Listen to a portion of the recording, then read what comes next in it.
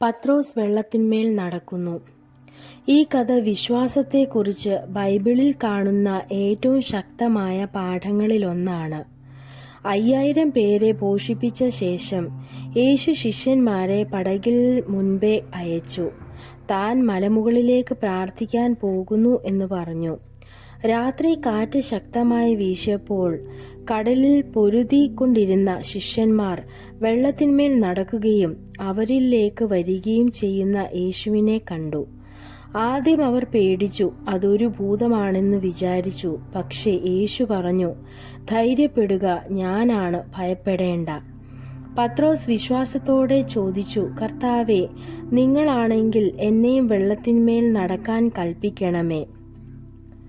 പത്രോസ് പടകിൽ നിന്ന് ഇറങ്ങി യേശുവിന്റെ അടുത്തേക്ക് വെള്ളത്തിന്മേൽ നടക്കാൻ തുടങ്ങി. കുറച്ചു നേരം അവൻ അസാധ്യമായത് അനുഭവിച്ചു. വിശ്വാസം കൊണ്ട് കൊടുങ്കടലിൽ നടന്നു. പക്ഷെ ശക്തമായ കാറ്റിനെയും തിരകളെയും നോക്കിയപ്പോൾ പേടി അവനെ പിടിച്ചു.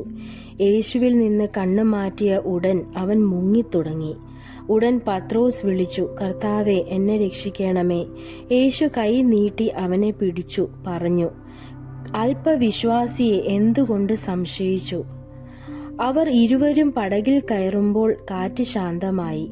അതുകണ്ട് ശിഷ്യന്മാർ വിസ്മയപ്പെട്ടു, യേശുവിനെ ആരാധിച്ചു. സത്യമായും നിങ്ങൾ ദൈവപുത്രൻ തന്നെയാണ് എന്ന് പറഞ്ഞു. ഈ സംഭവത്തിൽ നിന്ന് നമുക്ക് വ്യക്തമായൊരു പാഠം ലഭിക്കുന്നു. നമ്മൾ കണ്ണ് യേശുവിന്മേൽ കേന്ദ്രീകരിക്കുന്നതത്രയും അസാധ്യമായ പ്രശ്നങ്ങളും നമുക്ക് ജയിക്കാം. പക്ഷെ ഭയം, സംശയം, ജീവിതത്തിലെ കൊടുങ്കാറ്റുകൾ എന്നിവയിൽ കണ്ണ് പതിപ്പിക്കുമ്പോൾ നാം മുങ്ങിത്തുടങ്ങും. വിശ്വാസം ശക്തി നൽകും, ഭയം നമ്മെ താഴെയാക്കും.